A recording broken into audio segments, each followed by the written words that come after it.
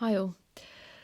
I'm really sorry about the long delay between videos. It's just the world has been crazy right now with mass protests, riots. Now I'm hearing reports of a viral outbreak in India. I mean, just insane. Anyway, in the description box there will be links to all the previous videos so that you can catch up on everything and you'll know exactly what I'm talking about. The comic book Gabriel is also available to read, and that just basically ties in with all these videos. And you will need to read it before the second issue comes out in August, though.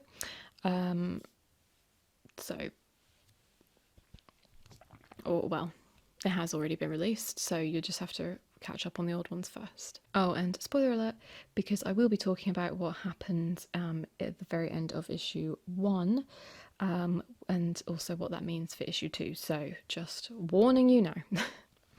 Okay, let's go.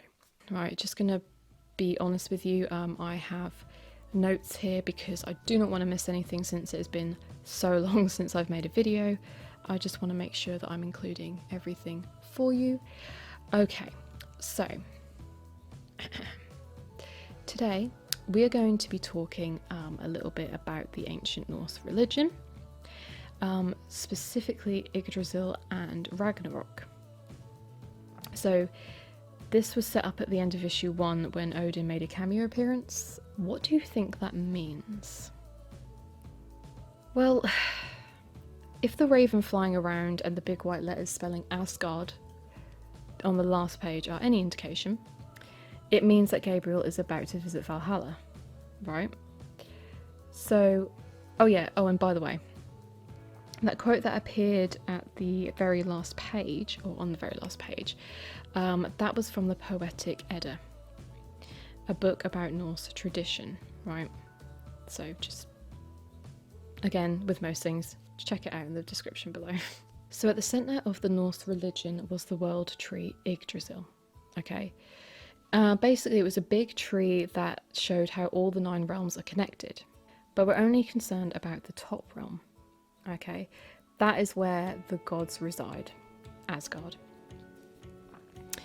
So that is where Gabriel is headed, likely to talk to Odin about providing aid in the upcoming fight against Yahweh. And that is where Ragnorok comes in. Many people believe that Ragnorok means the end of the world. I mean, that is what pop culture says anyway, but that's just bollocks. You know, it simply means how the world begins again, right? So the world is becoming anew, you know? So this should sound familiar if you remember back to the very first video where we talked about Morrigan's prophecies and how a core belief of the Celtic people was reincarnation, right? Do you remember the baby? You know, basically that weird baby floating in the air? The Morrigan said that the baby, which was the soul of the High King Bress, represented a new beginning. She said, and I quote, "The secret to life is a new beginning."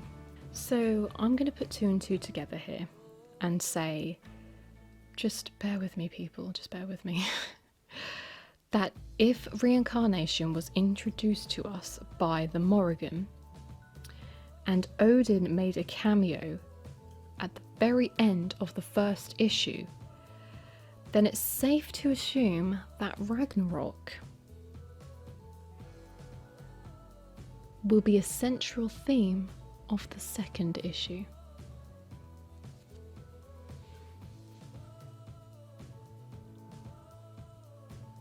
Get it? See, the whole idea behind everything is how all things began, and how the chaos is happening in the world right now is all a part of the never-ending cycle of creation and destruction, of life and death. This is the nature of Ragnarok, the nature of reincarnation. Just never mind. Anyway, that brings us to good old Yahweh, Remember him? That really angry bloke from issue 1? Yeah, well, he's conspicuously absent from issue 2, from what I've seen anyway. But his presence is still there, and if his plan is to avenge himself upon Egypt, then that likely has repercussions for the whole of humanity. Remember, he destroyed the North Star, or something resembling the North Star, which unleashed chaos into the world. Chaos. Yeah? So that means the damage has already been done, and that the world is likely, well, broken. Or should I say, this world is broken. And the only thing left to do is to, well, not necessarily save it, but to remember it. And then, ladies and gentlemen, is how the world begins again. You see that? We've just come full circle. Sorry, that's my fridge, if you can hear it in the background. Anyway, back on track. Turns out that the Morrigan knows what she is talking about. I reckon Odin does too, you know? Okay, and that is that. So please like and subscribe. I will be diving into more things about the second issue, so please stay tuned. Be plenty more to come on that.